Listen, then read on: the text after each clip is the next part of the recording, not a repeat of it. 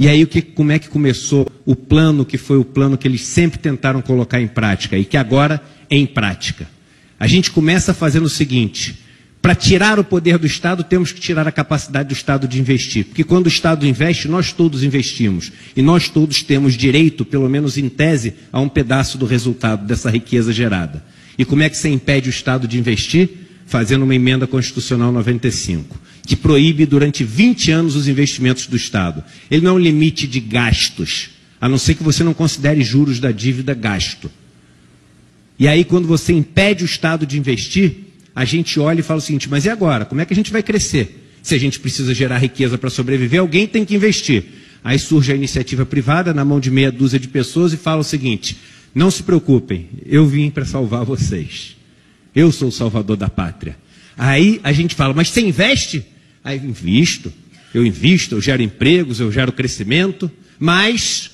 E aí, assim como um sequestrador que assalta um banco e bota as pessoas de refém, eles começam com as exigências. Primeira exigência: eu quero que vocês passem uma reforma trabalhista. Aí eu começo a investir. O que é a reforma trabalhista se não diminuir o custo da mão de obra? É tão simples quanto isso. Você faz com que as pessoas possam trabalhar mais em condições diferentes, com menos poder de negociar o valor do seu trabalho, com menos poder de combater as ilegalidades que são feitas contra eles. O que acontece imediatamente com o preço da mão de obra? Cai. E para eles o preço da mão de obra é simplesmente mais uma das linhas da planilha de Excel, como tem aluguel, como tem o preço da luz, como tem o preço do algodão se ele faz uma camiseta. Não existe uma pessoa, um nome atrás daquele número. Há muito tempo nós deixamos de dar nomes aos bois. Eu, quando era pequeno, meu avô tinha uma fazenda e ele falava assim: nunca dê um nome ao boi, porque senão você não consegue matar. A gente parou de dar nome aos bois e hoje a gente mata, sem preocupação.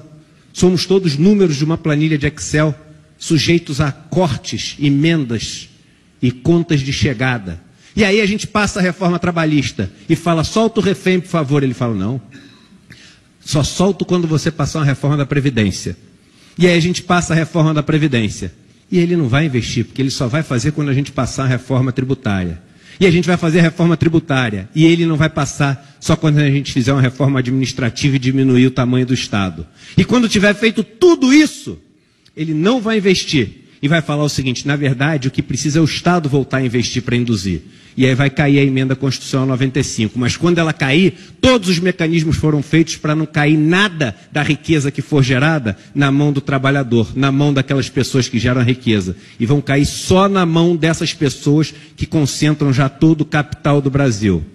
Num país como esse, não existe democracia, porque a verdade é que a meia dúzia de famílias que detêm esse poder econômico no Brasil, elas decidem qual a reforma da Previdência que vai passar, elas decidem qual a reforma tributária que vai passar, elas definem qual é a reforma administrativa que vai passar, mas tem uma diferença. Eu não votei em nenhum fabricante de cerveja, nem dono de banco, para ditar os caminhos da minha vida. A gente vota em deputados, em senadores, em governadores, em prefeitos, em pessoas que já não são representativos das pessoas que a gente vê na sociedade, mas pelo menos são eleitos pelo voto.